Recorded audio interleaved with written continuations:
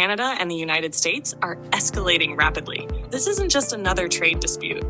It's a disruption of a long-standing relationship built on shared borders, economic cooperation, and mutual respect. However, that stability has been rattled as the United States imposes heavy tariffs on Canadian goods, threatening industries and economic ties that have lasted for decades. The tariffs, targeting a wide range of goods, steel, aluminum, auto parts, and dairy products, are sending shockwaves through the Canadian economy. The steel and auto industries, in particular, are bearing the brunt. But what Washington may not have fully considered is that Canada has leverage, and it's a powerful one. Canada's leverage, the energy sector. Oil and gas exports, the backbone of U.S. energy security. Canada's oil-rich province, Alberta, holds the third largest proven oil reserves in the world, after Saudi Arabia and Russia. These reserves are not just any reserves. They are vital to North America's energy security. They provide U.S. refineries with oil that is cheaper, more accessible, and more reliable than other global sources. Nearly 50% of the oil and 20% of the natural gas consumed in the U.S. comes from Canada. If Canada were to pull the plug on these exports, the impact would be immediate and severe. U.S. refineries would be forced to shut down, gas prices would skyrocket, and industrial costs would soar. The economic strain would ripple through the country, leading to inflation and supply chain disruptions. This is not a hypothetical scenario, it's a real warning to Washington. Despite its peaceful image, Canada has the ability to disrupt U.S. energy supplies. Cities like Chicago, Detroit, and New York depend on Canadian oil to keep their industries running and lights on. If that supply were to be cut off, the consequences would be catastrophic. Uranium exports, the overlooked factor.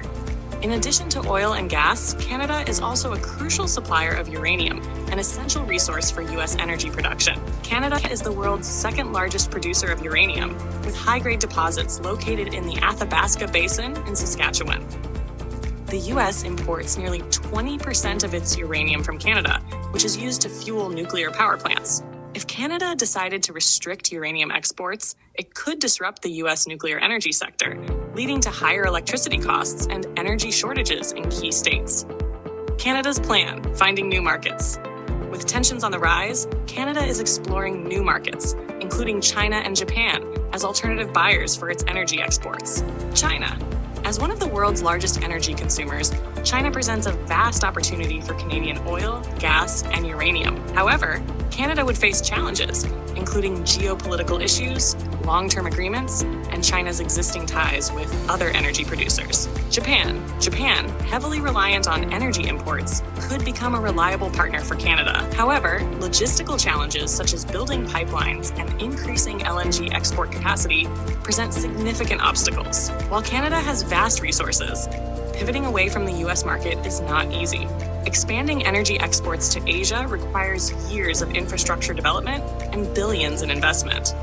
How will the U.S. respond? In response to Canada seeking new markets, the U.S. must rethink its energy strategy. Possible responses include diversifying import sources. The U.S. could turn to other suppliers, but this would likely involve higher costs or less stable markets like the Middle East or Venezuela. Boosting domestic production. The U.S. might increase oil drilling and fracking operations, but environmental concerns and policy restrictions could hinder such efforts. Strengthening renewable energy. The U.S. could invest more in wind, solar, and battery storage to reduce dependence on Canadian fossil fuels. However, the transition to renewables takes time and may not immediately replace Canada's energy supply. The high-stakes trade war, who will blink first? The tensions illustrate the deep interdependence between the U.S. and Canadian economies. Canada knows that by targeting U.S. industries, especially energy-intensive sectors like automotive, manufacturing, and technology, it can apply significant pressure on Washington. Disrupting supply chains in the automobile and tech industries could force manufacturers to lobby for a reversal of tariffs. Even America's ambitious climate goals, such as the push for 50% emissions reductions by 2030, could be at risk if Canada restricts the flow of essential resources.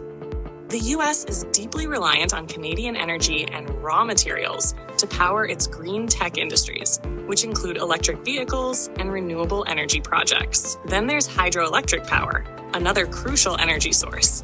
The U.S. imports significant amounts of Canadian electricity, with power lines supplying states like New York, Vermont, and Maine.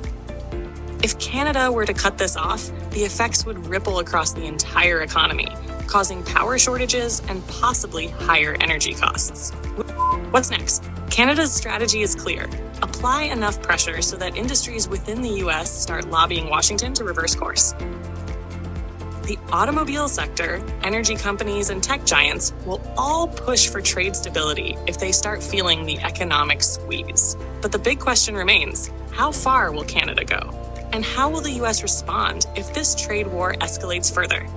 One thing is certain, the consequences of this economic showdown will be felt for years to come, reshaping North America's trade, energy, and geopolitical landscape.